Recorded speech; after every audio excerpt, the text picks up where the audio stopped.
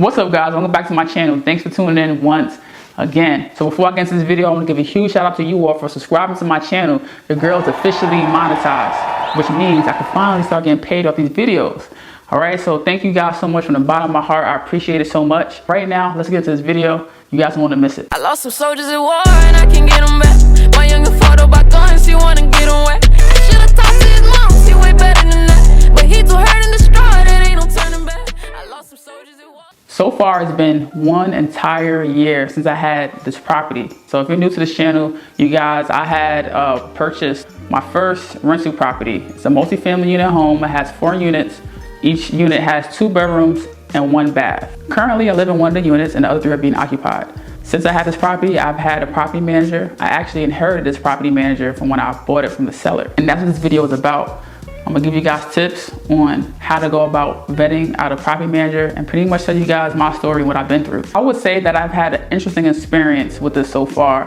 And you know, I'm new to this. This is my first rental property, and you know, I'm just learning as I go. I've done my due diligence. I've done as much as I possibly can, which is why now I am actually switching my property managers, because I have not had the best experience. It was what made me go vet out and seek out others that could do a better job to where, like, you know, I have a better relationship.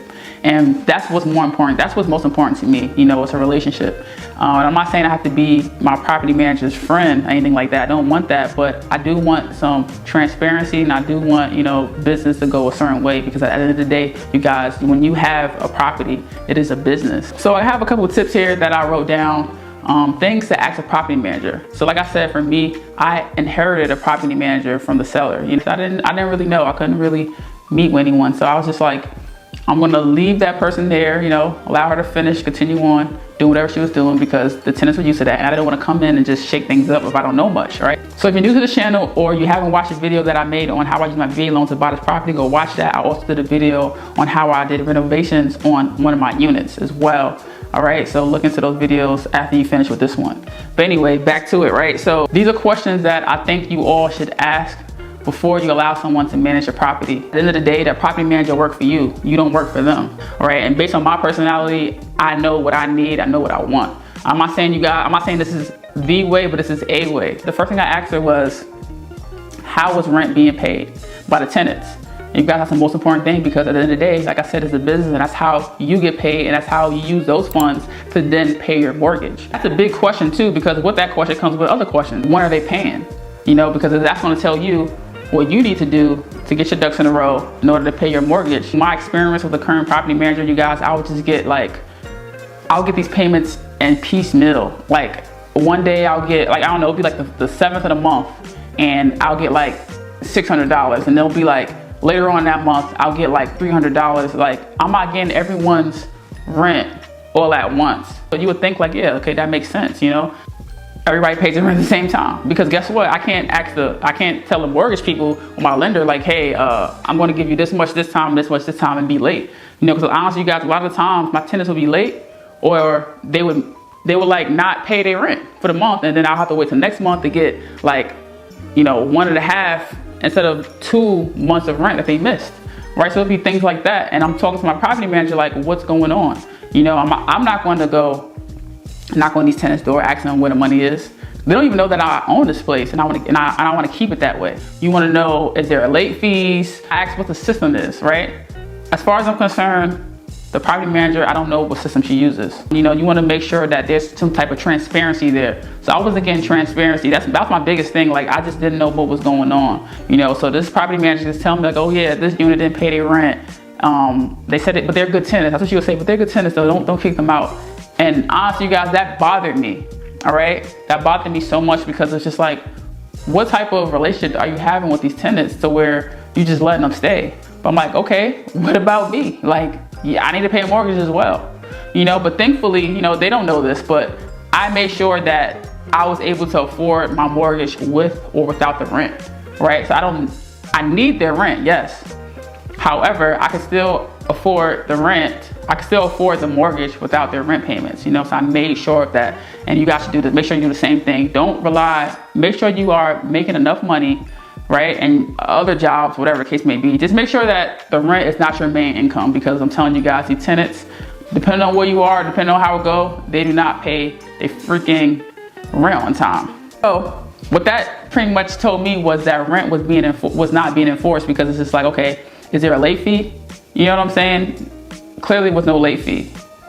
So that's just that. And you know something, that's also my mistake too, because they actually did renew their leases and I didn't add that. I added things that I wanted to put in there, but I didn't add the late fee. That shit totally slipped my mind. The next thing I asked about is like, okay, what leases do you use? I made sure I told her like, hey, I want to put these certain things in the leases. I have 2 current tenants right now that I'm having issues with paying rent, and I might not renew their lease. Actually, I won't renew their lease. I have one new tenant. I had no issue with that person, and they paid their rent each and every time. But these other 2, it's time for them to go. So make sure you guys incorporate things such as, you know, late fees and water fees is another thing. So currently, the way my house is built is that there's only 2 water meters, right? And when it has it's 2 water meters for 4 units.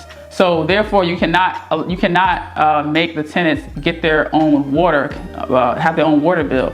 So now the water is coming out of my account, right? It's coming from me. I'm paying for all their water. So what I asked for was, I want a water fee. Just make the water fee about $50, you know, because my water, I pay roughly $200 a month. That's for all 4 units, right? And so I said, you know what?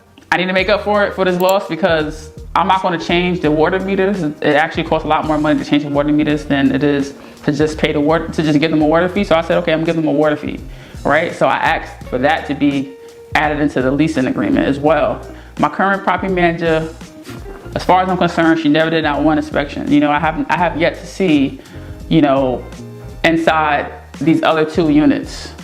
I've only seen inside 2. The one I'm living in right now, and the other one that I had to remodel. And you guys watch that video. The tenant that used to live in that one left that shit a freaking mess. I also added that into the lease. You know, I said at least twice a year. You know, at least twice a year, so at least I know what's going on, because I'm bracing myself for when I see these 2 units, because if they're messed up, I probably won't renew their leases, and I'm going to be redoing some stuff that's in that unit and those 2 units, depending on how it looks in there.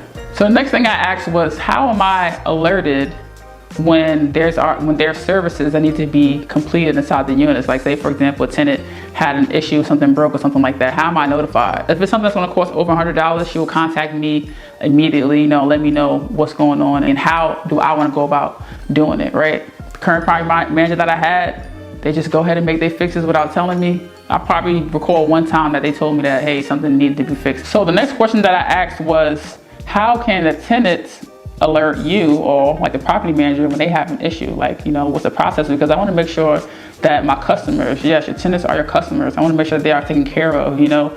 I want to know how can they get in contact for, like, you know, if they need emergencies.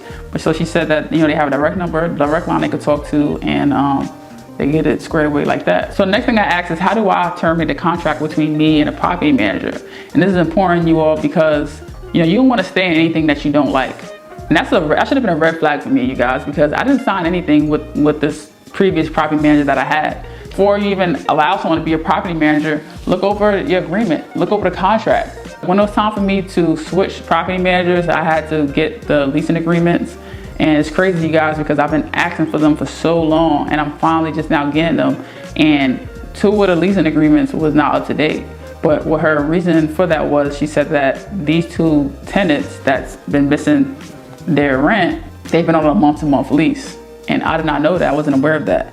That's another thing I'm talking about, you guys, when it comes to transparency, because you need to always be in contact with your property manager and understand what's going on, because you cannot do it by yourself. I promise you, it's difficult. So you need to know if you want to put your tenants on a 1-year leasing agreement or a month-to-month. So bottom line, what I'm getting at, guys, is that it's all about what makes you comfortable and what makes you happy in, you know, your relationship with that property manager. You want it to be extremely, extremely transparent. So this current property manager, she has the system that she uses for the tenants to pay their rent. And I have access to that portal as well. She puts eviction notices on their door when they miss their payments. I like that, because that right there enforces rent payment. I'm a businesswoman now, and like, like I said before, I can't cry to the mortgage, I can't cry to the IRS, I can't cry to nobody, to my lender, and say, oh, I'll pay it to you whenever I feel like. I can't just give them payments here and there whenever I want to. I gotta pay them every day on the first of the month, no day later. So I need to have that same level of urgency with my tenants. And if I'm hiring somebody, you know, why am I paying you 10% if you're not even doing what you need to be doing? And it's like, wait a minute, you work for me. Like, you know what I'm saying? Like, I don't own you, but like, you work for me, you feel me? So that bothered me, you know? So I advise you all to question these things. These are just some questions. These are the things the problems that I ran into. All right, this is not even half of the questions that you probably should ask. I hope you guys enjoyed this video. If you guys have any other videos you would like to see, please write in the comment section.